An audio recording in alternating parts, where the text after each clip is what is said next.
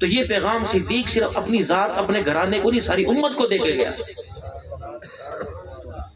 کہ اگر حضور علیہ السلام سے محبت کے رشتے کو نبھانے کا وقت آ جائے تو پھر اپنی جیبوں کو نہ دیکھنا، میرے گھرانے کو دیکھنا، میں نے سب کچھ حضور پہ قربان کر دیا۔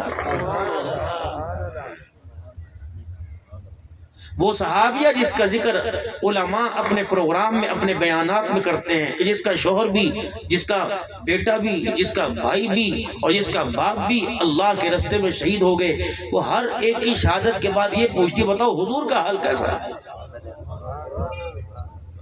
خنسا جیسی بیٹوں کی قربانی دینے والی عورت وہ بھی یہ پوچھ رہے اگر حضور ہے تو پھر سب کچھ قربان ہو جائے، کوئی پرواہ نہیں۔ من الشیطان الرجیم بسم اللہ الرحمن الرحیم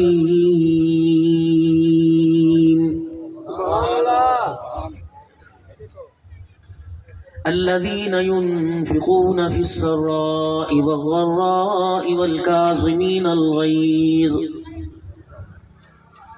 والعافین عن الناس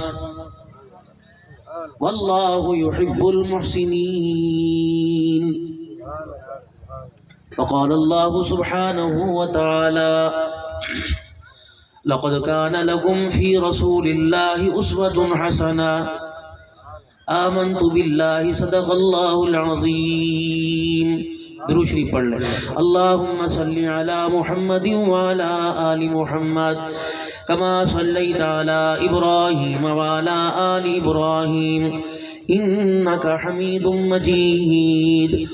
اللهم بارك على محمد وعلى آل محمد كما باركت على إبراهيم وعلى آل إبراهيم إنك حميد مجيد۔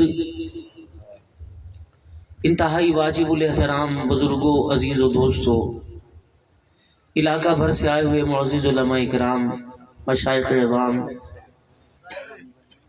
اور جو بھی آج کے اس پروگرام میں جس لحاظ سے جس درجے میں شامل ہوئے، اللہ کریم آپ کی اس کوشش کو، کاوش کو، محنت کو، لگن کو، تڑپ کو، فکر کو اپنی بارگاہ عالی میں قبول فرمائے۔ ہمارے پاس آپ کو دینے کے لیے نیک تمنائیں ہیں اور دعائیں ہیں۔ ان نیک تمناؤں کے دینے میں اور دعاؤں کے کرنے میں کبھی ہم نے آپ کے ساتھ کنجوسی نہیں کی۔ آپ حضرات بھی اپنی محبت کا، زندہ دل ہونے کا اور بحیثیت مسلمان ہونے کا دینی اداروں کے ساتھ ہمیشہ مظاہرہ فرمایا کریں، اچھائی کا، بھلائی کا، تعاون کا، دعاؤں کا، وفاؤں کا، عطاؤں کا، وکالت کا۔ اگر مدارس دینیہ پر کسی محفل کے اندر، دنیاوی محفل میں، نجی محفل میں ان مدارس پر کوئی تنقید کی انگلی اٹھائے تو آپ دفاع کیا کریں، آپ سر ہلا کے ان کی ہاں میں ہاں نہ ملایا کریں۔ چلو ان بد نصیبوں کو مدارس دینیہ سے کچھ نہ ملا، آپ کو تو اللہ نے بہت کچھ دیا ہے۔ حافظ آپ کی نسلوں میں، قاری آپ کی نسلوں میں، ولی آپ کی نسلوں میں، قاری آپ کی نسلوں میں، عالمہ آپ کی نسلوں میں، حافظہ آپ کی نسلوں میں، تو کتنی ساری اللہ کی یہ نعمتیں ہیں جو مدارس دینیہ کی برکت سے ملے۔